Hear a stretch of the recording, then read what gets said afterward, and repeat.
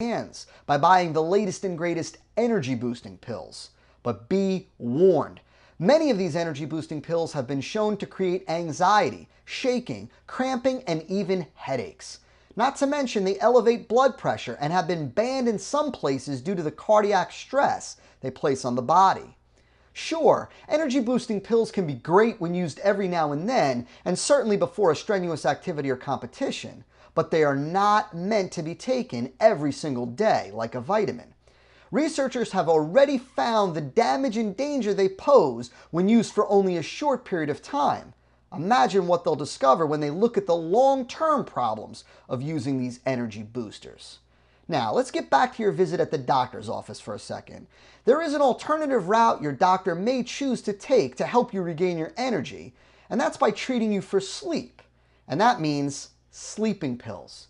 Now, did you know that 1/3 of all adult Americans, that's over 50 million people, complain about their sleep?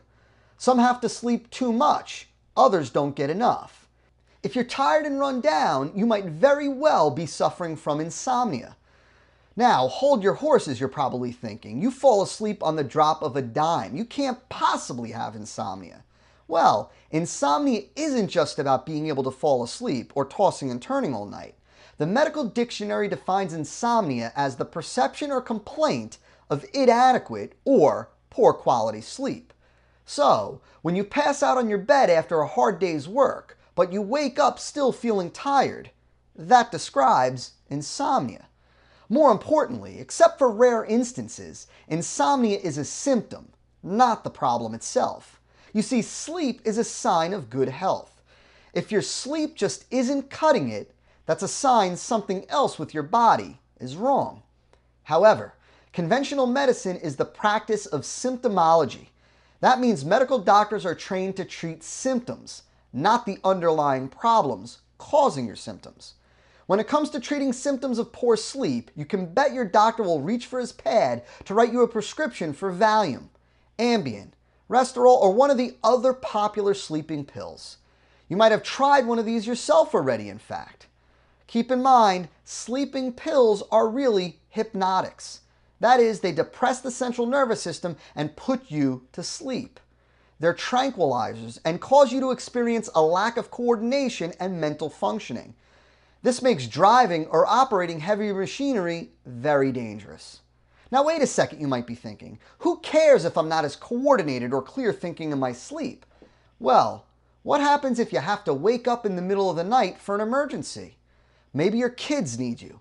Maybe you hear a noise downstairs, or maybe you just have to get up to go to the bathroom. In any case, imagine doing any of these in the pitch dark while being under the influence of one of these drugs. In fact, similar to the effects of alcohol intoxication, sleeping pills can also cause you to experience short-term amnesia while the chemical is still in your blood. While this necessarily won't happen if you sleep straight through the night, what if you get up unexpectedly or have to wake up early like doctors do, or early commuters or parents have to, before the drug has worn off? There are reports of patients taking sleeping pills who have completed entire business transactions on the phone or wandered into the kitchen at night and cut themselves without remembering a single thing. Not to mention, driving your car under these conditions is certainly a death trap. It's also critical to know that when you take sleeping pills, you must give up wine, beer, and all alcohol. Having a drink can be fatal. Period. Sounds great, doesn't it?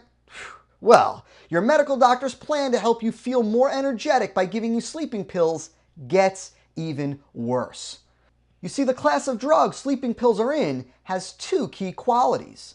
First, they lose their effectiveness within 2 to 3 weeks of daily use, so you have to take higher and higher dosages for them to continue to work. Which leads to the second quality. Sleeping pills are highly addictive.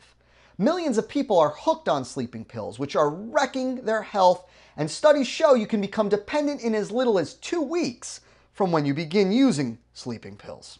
The withdrawal symptoms you can expect when you stop are also quite severe.